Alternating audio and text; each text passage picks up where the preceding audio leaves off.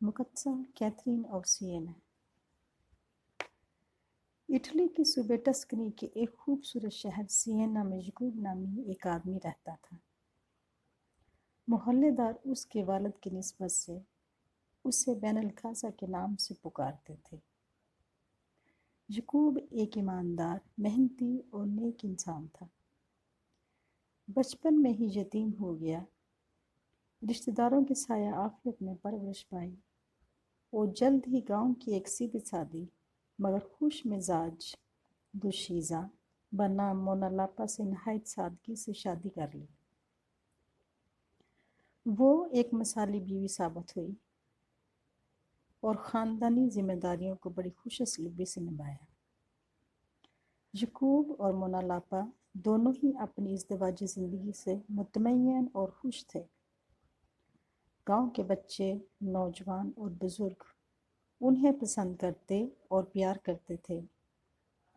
मोना लापा का नेक बख्त पांव पड़ते ही यकूब का घर फ़ज़ाइल से भर गया। खुदावंद ने उन्हें बेशुमार बरक़ात से नवाजा। मोना लापा हर साल एक या जड़वा बच्चों को जन्म देती थी। यकूब की खूबियों का जिक्र ना किया जाए तो ये भी नाइंसाफ़ी होगी। वो नहायत हलीम, सादा तबीयत का मालिक एक सेहतमंद आदमी था। वो रूहानी तौर पर मजबूत और इरादों में पुख्ता इंसान था। बात करते वक्त अल्फाज का दानिशमंदाना इंतखाब करता और कभी कोई बेमहल बात न करता। लिहाजा उलझी गुत्थियों को भी बआसानी सुलझा लेता। वो ठंडे दिलो दिमाग मगर जिंदा दिल जवां मर्द था और कभी भी रंजीदा खातर ना होता।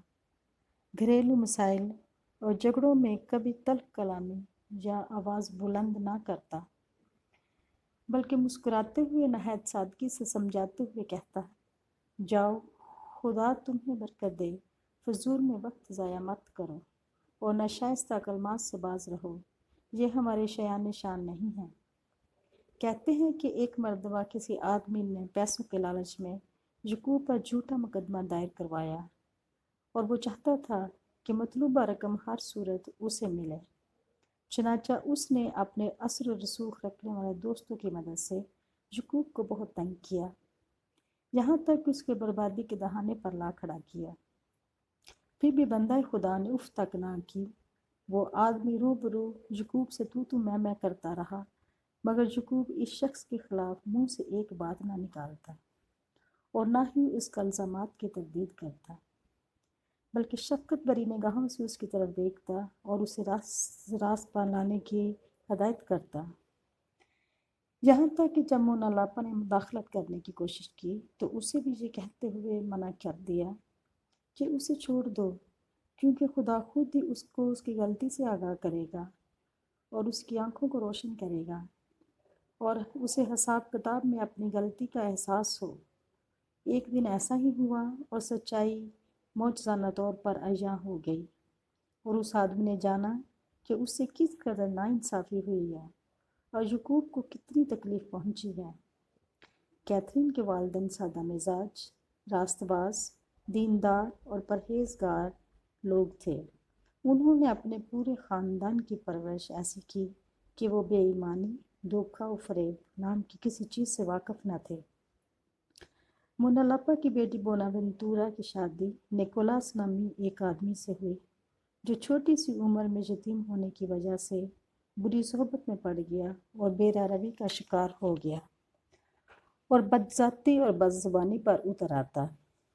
बोनावेंतूरा को शोहर की इन हरकत और सकनात से इतना सदमा पहुंचा कि वो बीमार पड़ गई और रोज़ बरोज़ लागर होती गई। शोहर को इस बात की फ़िक्र लाहक हुई और अपनी बीवी से वजह दरियाफ्त की। जब बोनावेंतूरा ने उसे बताया कि वो अपने वालिदैन के घर में इस तरह के नाज़ेब अल्फाज और गाली गलौज सुनने की आदी न थी और अब अगर यही हाल रहा तो वो सह न पाएगी और मर जाएगी। ये सुनकर निकोलास की आंखें खुली की खुली रह गईं और वो पछताया और अपने दोस्तों को मना कर दिया कि आइंदा कभी भी वो उसके घर में ऐसी बेअदब गुफ्तगू ना करें। यूं बोनावेंतूरा ने अपने हुस्न सलूक से अपने ससुरालियों की तरबियत की اور خاندانی ماحول کو بہت زیادہ تقویت پہنچائی۔ اس طرح اس کا گھرانہ خوشحال ہو گیا۔ یعقوب ایک رنگ ریز کنبے سے تعلق رکھتا تھا اور اس نے بھی اس پیشے کو اپنا ذریعہ معاش بنایا اور اس میں ہنر مند ہوا۔ اس کے بیٹوں نے بھی اسی طرح اس میں مہارت حاصل کی اور اپنے والد کے ساتھ اس کے کام میں شریک ہو گئے۔ اسی وجہ سے وہ اپنے شہر میں رنگ ریزوں کے نام سے مشہور ہیں۔ کیتھرین کے اصلاح کار اور رہنما فادر ریمنڈ آف کاپوا کا کہنا ہے کہ بیان کردہ تمام حقائق کا پورا شہر گواہ ہے۔ کچھ واقعات کیتھرین اور کچھ اس کی والدہ نے بیان کیے جب وہ 80 سال کی تھیں۔ ریمنڈ آف کاپوا کا کامل یقین ہے اور وہ دعویٰ کرتا ہے کہ یہ تمام باتیں بالکل درست اور راست ہیں۔